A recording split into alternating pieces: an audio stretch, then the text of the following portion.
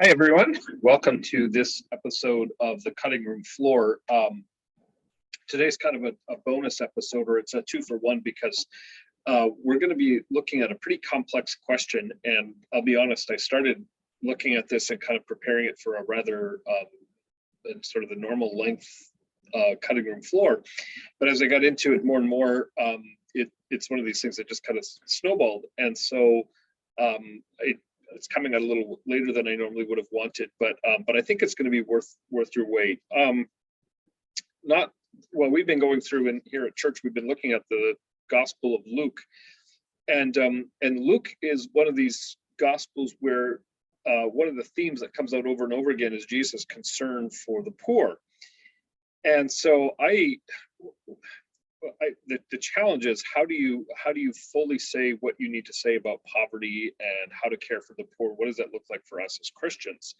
When Jesus talks, for example, in Luke chapter 6, he talks about blessed are the poor and blessed are those who are hungry now. And so how do we make sense of that as Christians? And so I want to try to dig into this a little bit today. I'm going to put my screen up here for you, and we're going to kind of do it this way. Poverty is where I am here in Salem. It's a major concern. There's a homelessness problem. There's people that are camped out in downtown. There's people camped out under the bridges, and it seems that the solutions are very hard to come by. And so what I want to just spend a little bit of time looking at today is examining the biblical picture of poverty, because I think when we understand poverty from a biblical point of view, it will then actually get us, it prepares us to look at some of the solutions. So one of the things about poverty is that, well, let's look at it this way. One of our problems is that we tend to be fairly narrow in our understanding of what poverty really is, what homelessness is, and why are people homeless. And depending on who you are, depending on your shall we say social or political leanings, you'll tend to either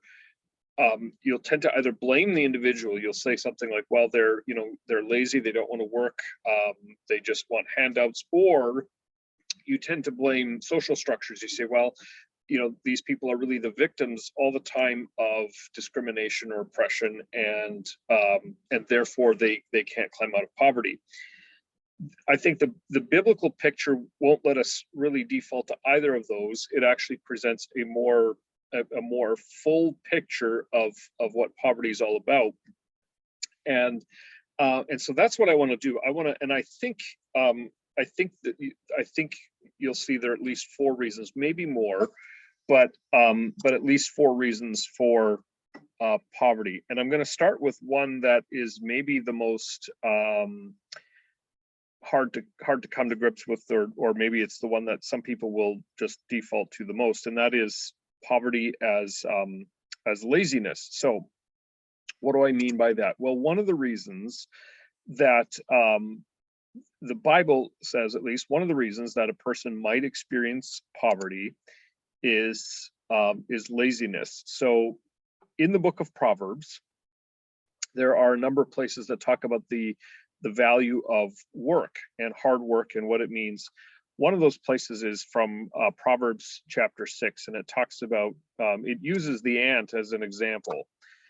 And the ant is held up as an example of hard work and virtue. And the conclusion is that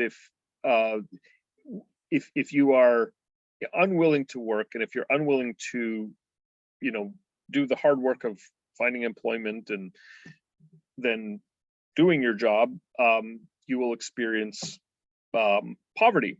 So a little sleep, a little slumber, a little folding the hands to rest, and poverty comes on like a robber. So that's the picture of the person who does not want to work. So it might be today the person who simply refuses to seek employment. It might be the person who simply prefers to collect unemployment or to collect financial assistance rather than going off and getting a job.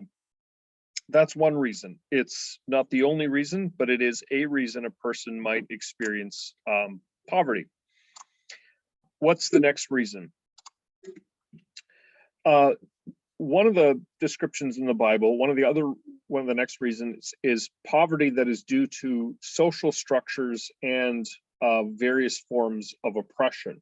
So there's a story that Luke tells. It's in Luke chapter 18. It's about a judge who fears not God nor respects man. And then there's a widow in that city who makes her case before this judge. Now, it's important to understand this is the context of, but the context here is that of a parable. So Jesus is telling a story, but it's a story that would have resonated with the audience and the people that he is talking to. So in this story, you have a woman, and of course, a widow in those days was disenfranchised. They didn't have really, they didn't have access to the power structures, and they didn't have a voice in society. And so, and of course, there's no social security net, there's no any sort of financial assistance. So a widow was really a person that had absolutely no power and no real ability to climb out of that under most cases. And so in this case, you've got a case of the structures of society are stacked against a person who is in poverty, making it very difficult for them to climb out of poverty. Today, we like to say, you know what, as long as a person is willing to work really, really hard, they can be assured that they will never find themselves in poverty. Well, that is actually, there's some truth in that, but with a big qualifier, which is it really depends on who you are. So if you were a person born in the 13th century in the middle of Tibet or wherever else, you could be the hardest working person in the world and you'd never really climb out of poverty. And so there are cases where you have to pay attention to how the social structures hinder and can potentially hinder a person from actually getting out of poverty. So here's another example. This is from Acts chapter 6. In Acts chapter 6, you've got a case where, again, widows in the community are not benefiting from the food distribution within the church. And so this social inequality is found even in the context of the church. And so you have people who are, they're not able to collect food. And it seems you've got Hellenists and you've got the Hebrews, which are two different racial, cultural, ethnic groups. And it seems that it was maybe unintentional, or at least maybe not malicious, but it seems that the Greek widows were not experiencing the same advantage as the Hebrew widows when it came to being receiving food. So the church had a structure to make sure that the widows could receive food, but unwittingly, perhaps, the Greek people, the non-Jewish people, were getting the short end of the stick. They weren't receiving the food as the rest of the women were. And that was a social inequality. And you'll find that sometimes even today, where social structures, either unwittingly or unknowingly, can hinder a person from actually getting ahead. Next, let's look at another reason. Social circumstances. What happens when you work very hard and you invest yourself into a business and you mortgage your house and you pour all your money into a home, into a business, and the business maybe goes well for a couple years, and then economic conditions turn around and suddenly you lose your business and you are now bankrupt? Or what happens when you work for 20 years in a job and you suddenly, the economy turns south and you're laid off, and now nobody's hiring, and now you can't find employment. This is poverty that is really due to social circumstances. Or maybe you grew up in a home where you just were not given the tools to manage money well. You never learned how to set a budget, and you never learned how to really compare different items. And so you just, all you've been given is not going to really help you. So there's another, in the Bible, there's another example of social circumstances. So this is if your brother becomes poor and cannot maintain himself with you. This seems to suggest a person, this is, by the way, from Leviticus, forgot to write down the note, I think it's Leviticus 19, but this is an example of a person who you get the sense that that the person's circumstances change, and it's not for lack of trying, it's not for lack of effort, it's simply something happens to you, and now you suddenly find yourself in very poor financial shape. So what happens, you can think of other situations too. Suppose you emigrate to a new country, you leave your country behind, you begin a new life here. Well, you're going to be very, very economically disadvantaged. Or what happens when you are, you go into the hospital and you got 3 weeks in the hospital. If you don't have good insurance, at least here in an American context, that can cause severe financial hardship. That can bankrupt a family. So that's a case where social circumstances or social environment means that you suddenly find yourself very, very poor. So we've looked at laziness, we've looked at social structures, we've looked at social circumstances. There's a final example in the Bible, and that is, I think, natural disaster. So this takes a little bit of explaining. This is from both the book of Acts and the book of Romans, where you get a window into life in the early church.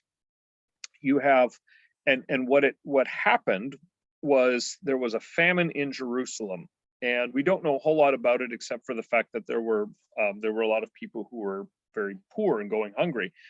And so there's a couple times where Paul makes mention of this. So he talks about the collection for the saints in Galatia, and then over here, the poor among the saints in Jerusalem. This is here is from the book of Romans, or from the book of First Corinthians, and then here's from the book of Romans. So, or I should say Second Corinthians and Romans. Anyways, the context here is that famine, and again it's when something happens in the natural world that causes incredible poverty, and it can be very hard to get out of that. In our case, about a year and a half ago, almost a year and a half ago, we had wildfires just 20 miles east of here that destroyed entire communities, and so people lost their homes, their businesses, and everything else.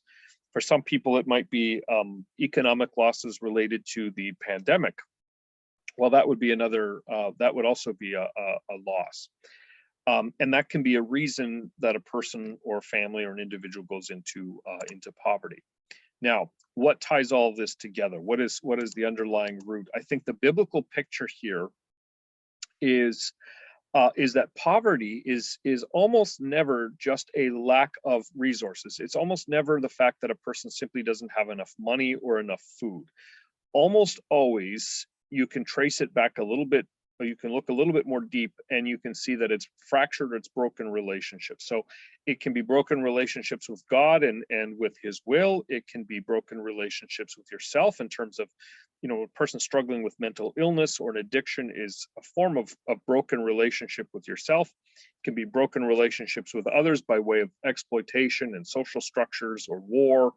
And it can be broken relationships with creation. It can be natural disaster. It can be famine. It can be misuse of natural resources that then leads to long-term unsustainability. So different root causes, but it's broken relationship. We're meant to live in proper relationship with all of these entities, and when we don't, that is the root cause of so much poverty. So the question is, how do we respond? What do we do about it? If you're a Christian or a non-Christian for that matter, and you're wondering, how should we respond? I think the biblical response is that well, because the causes are multifaceted, because there's not one root cause, we need the wisdom to identify first of all what the cause is, so that we can then apply the proper solution. Right. So I think we begin with the recognition that there is no one size fits all response or solution to the question of poverty. First things first, how do we respond? The first is, I think, the appropriate response, at least if you're a Christian, is one of compassion. If you're a Christian, ignoring the poor is not an option. It is not an option to simply say that's someone else's problem. Christians have a responsibility to address and to be concerned about the problems of poverty. One of the reasons you'll notice here that Paul is writing here, and he says that if the Gentiles have come to share in the spiritual blessings, they may also be of service to them in material blessings. What Paul is doing is he's making a connection between the spiritual benefits that we receive and the material response. So for Paul, material and spiritual blessing are always tied up together. So if you have been spiritually blessed, you have a responsibility to be materially generous. And so somehow we have to look for ways to respond. If you're a Christian, you have received the greatest spiritual blessing imaginable. You have been given new life in Christ. Your sins have been forgiven. Your guilt is taken away. That's a spiritual blessing that therefore is to result in a material concern for others and a material response. What does that look like? Let's look at the first one. How do you respond to people who they refuse to work? They don't want social services. They don't want to live in a shelter. They don't want to accept help. They don't want to work. Well, here's what Paul says. This is in 2 Thessalonians, and this is what Paul himself applies, and what he will live out. He actually says, look, we didn't eat anyone's bread without paying for it. We toil and labor that we might not be a burden. Here's the command: if anyone is not willing to work, let him not eat. Now, what that means is Paul himself was saying, I would not accept assistance without being willing to work for it. Now, this does not apply to those who lack the capacities and the abilities to work. This is talking about those who simply choose not to and will refuse to do so. And in that case, a person has to be held accountable. So if a person will not, I'll just give you a very concrete example, and I think this is my opinion, but a person who is capable of working and or capable of receiving assistance, getting an education, getting help, and I'll get to all that in a minute.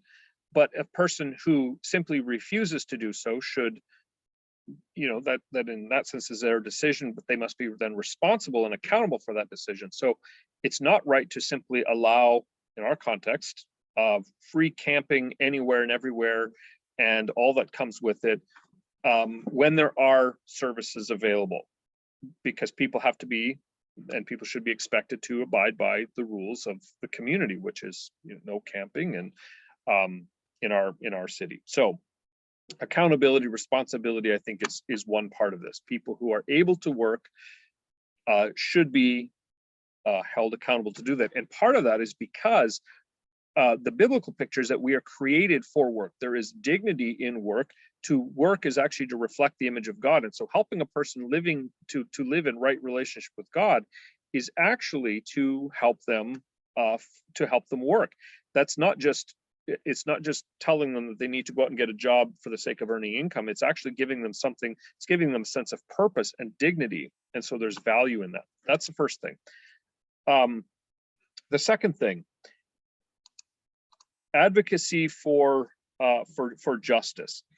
In the Old Testament, one of the things that was spelled out in the Levitical laws, Leviticus 19, you have a whole list of laws that were meant to give structure to the broader society. And one of those laws was the law of gleaning. And gleaning was something that a landowner would do to provide for the less fortunate people in the community. Now, the thing about this is that it wasn't a handout, it was an opportunity. It was structuring the workplace so that the less fortunate had a way to earn an honest living. So, in other words, the less fortunate, and the most famous story, of course, is Ruth, the story of Ruth, where you have this woman, this widow, who had no social leverage and no social position, but she's actually able to go out and pick the grain that's at the edge of the field. And so that principle is that the workplace is structured, and the people who are in the positions of power would actually structure their workplace so that then less fortunate people could also earn a living. So And so you see, so gleaning, you don't strip the vineyards bare, you don't gather the fallen grapes, leave them for the poor and the sojourner. So what would that look like today? Well, some of the people watching this, you might have, if you run a business or you have some of the influence in the company, it might be being intentional about hiring a person who maybe has a criminal record. Now, of course, that takes some wisdom, and of course, you have to weigh that out and how best to do that. But a person who, because it can be really, really hard to get a job if you have any kind of criminal background, even if it's something comparatively minor. But maybe you have influence, and maybe you will actually intentionally take a chance on hiring a person who might otherwise be very hard to employ somewhere else. Or it might mean if you run a kitchen or you run a restaurant or something of that sort, you take some of your extra food and you donate it to a shelter, or you make a certain amount of free meals available per day or something like that. It might be, maybe more broadly speaking, it might be mentoring a family or teaching a person to budget, helping them to do grocery shopping, building a friendship and a relationship with them that will then help them getting the tools that they might have never had in the first place. Let's look at the next one here. How do you respond? Well, mercy. This is when this is in response to natural disaster, to famine, and so on. What do you do? How do you help people who are poor for those reasons? And I think the principle does apply more broadly here. What Paul said, he's writing to a church. He's saying the churches of Macedonia, out of their poverty, overflowed with the wealth of generosity. So what Paul is looking at is a church, is a group of churches that were not financially very well off, but they knew that there were other people who were much poorer than they were, and they went out of their way then to give generously. They demonstrated mercy to those in need. So what does that look like? And I think that's another response. I think there is an appropriate response for mercy. It's for giving to those who don't deserve it, to help them out. So sometimes that's going to be giving in a way that might not seem sensible, it might not seem wise, but you show mercy. So what does that look like? Well, I'm going to suggest just a couple ways. One of the ways you can do it is by supporting agencies that are involved in our community to help the poor. Arches, Union Gospel Mission, Salvation Army, just to name a couple.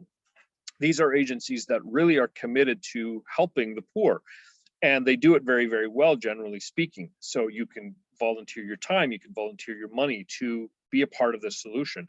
You can volunteer at Arches if one of the things you're looking to do is to help out, especially in the cold weather, to volunteer for the warming shelter and helping out by creating a warm place for people to spend the night so they're not stuck out on the streets.